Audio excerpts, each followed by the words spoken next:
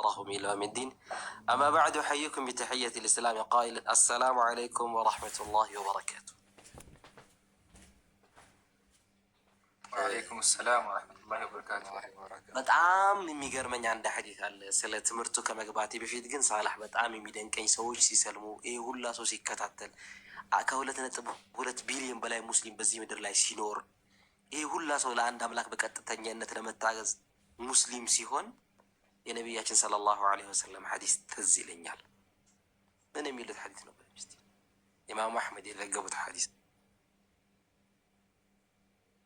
በመካና በመዲና መካከል ሆነው እጅግ በጣም ጥቂት ሰዎች እሳቸውን እየተከተሉ ማንበብ መጻፍ የማይችል ትውልድ ተብሎ ያ ሁላ ማህበረሰብ ንቋቸው እነዛ አረቦች ተብሎ እንኳን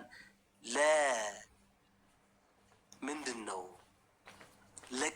ለቀኝ ግዥት ወይም በቀኝ እንዲገዙ እንኳን የማይፈልጉ ከአረቢያ ምድር የመጡ ሰዎች እነዛ አውሮፓውያኖች ለቀኝ ግዛት እንኳን የማይመች ማህበረሰብ የነበሩ ሰዎች ኢስላም መጣና ነቢያችን ሰለላሁ ዐለይሂ ወሰለም አላህ ሱብሓነሁ ወተዓላ ላከውና ሊቱኽሪጀ ናሰ ሚነ ዙሉማት ኢለ ኑር ድቅድቅ ካለው ጨለማ ወደ ቀጥተኛው ብርሃን እንድትመራ አንተን ላክን ይለዋል።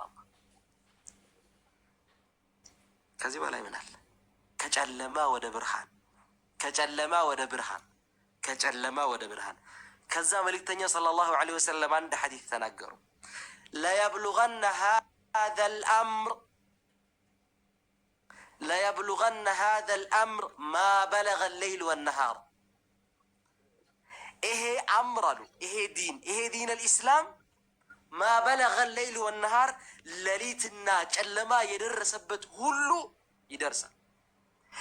ሌሊትና ጨለማ የደረሰበት ሁሉ ይደርሳል። ይህን የተናገሩት መቼ ነው? 1400 ዓመት በፊት ነቢያችን ሙሐመድ ሰለላሁ ዐለይሂ ወሰለም ሌሊትና ጨለማ የደረሰበት ሁሉ ይደርሳል። ይሄ ወላ ቢዕሪ ወቢሪ ማለት ነው። ጭቃ ቤት ሳይቀር ይሄ ዲን አልኢስላም ይገባታል። መርዶ ነው ለክርስቲያን፣ ለኢስላም ብስራት ነው። ዛሬ ሰው ሲሰልም አይደነቃችሁ። እያንዳንዱ ቤት እስልምና ይገባል። እያንዳንዱ ሰው ስለ ኢስላም ያውቃል። ይሄ ነቢያችን ሙሐመድ ሰለላሁ ዐለይሂ ወሰለም በዚያ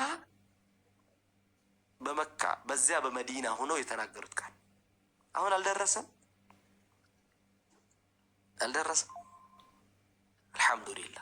አልሐምዱሊላህ እና ዲን አልኢስላም ይሄ ነው። ለምንድነው ወደዚህ ሃይማኖት ሲባል አላህን በትክክለኛ አሁን ቅድም እነዚህ ወንድሞች ሲያስተምራችሁ የነበሩት ሰዎች ለሰው ልጅ እንኳን የማይገቡ ቃላቶች ለአምላክ የሚጠቀሙ ሰዎች እምነት አድርገው ሲወስዱ አይገርምም? ወማ ቀደሩላህ ሐቀ ቀድሪህ አላህን ተገቢ የሆነ አክብሮት አላከበሩት ማለት አምላክ እንዲህ ነው፣ አምላክ ገሌ ነው፣ አምላክ እንደዚህ ይሳሳማል፣ አምላክ እንደዚህ ነው። አላህ ከዚህ የተገባ አላህ ከዚህ የጠራ አምላክ ነው። ወማ ቀደሩላህ ሐቀ ቀድሪህ አላህን ተገቢ የሆነ አክብሮት አላከበሩትም። ወልአርዱ ቀብደቱ የውመል ቂያማ ቅያማ ቀን አላሁ ስብሓነሁ ወተዓላ መሬት ጭብጡ ስትሆን ወሰማዋቱ መጥዊያቱን ቢየሚኒ ሰማይ በአጠቃላይ በቀኝ እጁ ስትጠቀለል አላህን ተገቢ የሆነ አክብሮት አላከበሩትም። በዚህ ልክ አምላክን የሚሳደብ እምነት አለ? ክብሮት አለ? ከማየሊቁ የአላህ ቻይነት አላህን በዚህ ልክ መዳፈርስ። ኢማም አሕመድ አንድ ነገር ይናገራል። አምላክን በዚህ ልክ የሚሳደብ እንደ ክርስቲያኖች አላየሁም ይላል። እኛ አላህ ስብሓነሁ ወተዓላ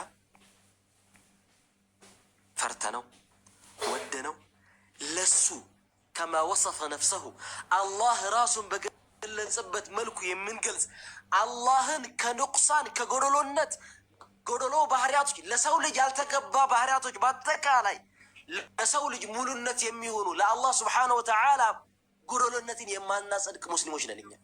ለአላህ ስብሓነሁ ወተዓላ በዐይብ የማንወስፈው በዐይብ የማንገልጸው ሙስሊሞች ነን እኛ። አላህ ስብሓነሁ ወተዓላ በዐይብ የማንገልጸው በነውር ቃላት የማንገልጸው እናሳምራለን ብለን እነዛ በጉድለት የተሞሉ ቃላቶች ለአምላክ የማንጠቀም ብቸኛ በምድር ላይ ያለን ሙስሊሞች ነን እኛ። እነዛ ጉድለትን የሚያመላክቱ ሲሰማ እንኳን የማያሸማቅቁ ቃላቶች ለአላህ የማንጠቀም ሙስሊሞች ነን እኛ። እኔ ሙስሊም ሆኜ ተሳቀቅኩኝ እዚህ ላይ እነሱ ለጻፉት መጽሐፍ كما وصف አምላክ አለኝ ያለውን አለ የምንል የለህም የለኝም ያለውን የለህም የምንል ሰዎች ነን እኛ። አላህን ለሱ በሚገባው መልኩ አለህ ያለውን እሱ ከማ የሊቁ ቢጀላል ለልቅና በተገባው መልኩ አምላክን የምናከብር ሰዎች ነን። ማንኛውም እምነት አምላክን እንደኛ ከበር የለም። ሲፈልጉ አምላክን እንደ ጓደኛቸው ያደርጉታል። ሲፈልጉ ያክስታቸው ልጅ ያደርጉታል። አምላክ አለህ ያለውን የለህም ይሉታል። አለህ ያለውን የለህም፣ አለኝ ያለውን የለህም አይተናሃል ይሉታል። ለጓደኛቸው እንኳን ያላዩትን ስለ ጓደኛቸው የማያወሩትን ቃላቶች ጓደኛ ያልነገረህን ነገር እንኳን መናገር እንኳን አትፈልግም እኮ። አንድ ሰው ለምሳሌ ወገናችን እየወዳብ አለ አያቀኝም። እኔ ከነገርኩት ውጭ ስለኔ ታውቃለህ እዮዳብ? ለምሳሌ ወገኔ ታውቃለህ? ምናልባት ላይኖር ይችላል። ኦኬ ሳላህ አልጠይቀው። ሳላህ እኔ ከነገርኩት ውጭ ስለኔ ታውቃለህ? በፍጹም። ስለ አምላክ ግን አውቃለሁ ስትል አይገርምም? ስለ እኔ ሳታውቅ አምላክ ያለበት ምክንያት አለ፣ እኔ ግን ያልኩበት ምክንያት የለኝማ። አይገርምም? አምላክን ፍጡርን ካታጎሪ የማይገናኙን አካላቶች አምላክን እንደዚህ ለማለት ፈልገህ ነው። ለአምላክ ሀሳብ የሚያቀርቡ ሰዎች ናቸው እኮ ክርስቲያኖች ማለት። እንደዚህ ማለት ፈልገህ አይደለም፣ እንደዚህ ነው ሲል እንደዚህ ማለት ፈልገህ አይደለም። ለአምላካቸው ሀሳብ የምታቀርቡ ብቸኛ ፍጡራኖች ናቸው ክርስቲያኖች። አምላክ ሀሳብ ጎሎት ነው የምታቀርቡለት?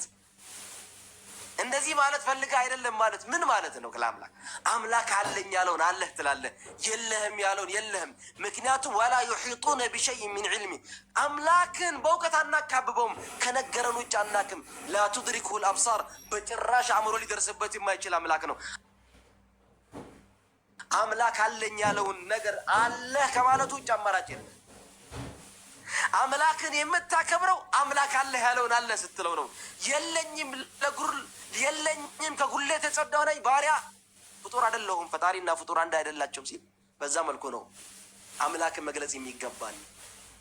አምላክ ከፍጡራን ባህሪ የጸዳ ነው፣ አምላክ ከፍጡራን ባህሪ የጸዳ ነው እያልክ አምላክን ግን ከፍጡር ማመሳሰል እንዴት ነው የሚታየው?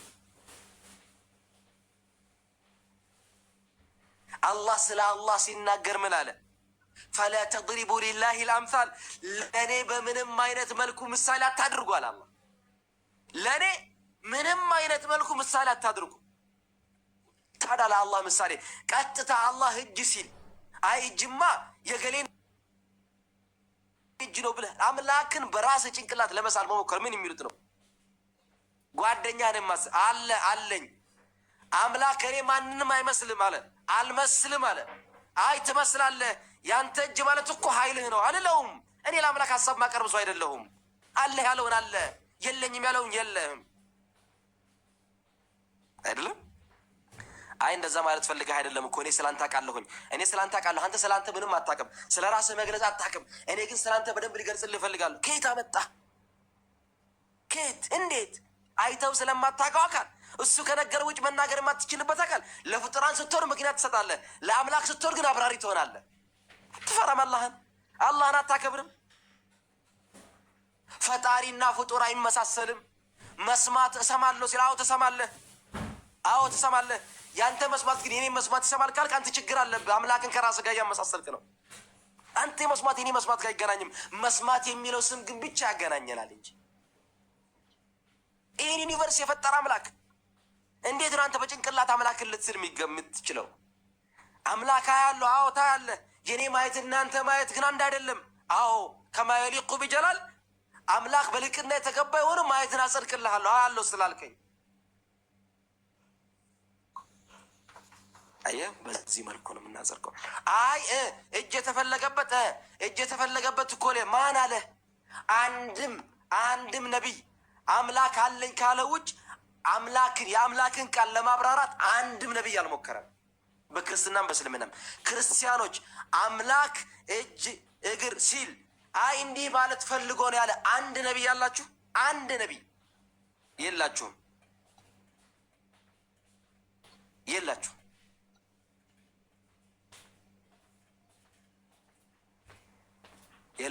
ከመሬት ተነስታችሁ ግን እንደዚህ ማለት የፈለግከው እኮ እንደዚህ ነው ትላላችሁ። አምላክ ታቀርቡለታችሁ። አምላክን በተገቢ የሆነ አክብሮት አክብሩት እላለሁኝ። አምላክን በተገቢ አክብሮት የምናከብረው እኛ ሙስሊሞች ብቻ ነን። ፈኢን አኽጠእቱ ፈሚንሁ ሚነ ሸይጣን ወኢን አሰብቱ ፈሚነላህ ጀዐለኒ አላሁ ወኢያኩም ሚነ ለዚነ የስተሚዑነ አልቀውለ ፈየተቢዑነ አሕሰነህ።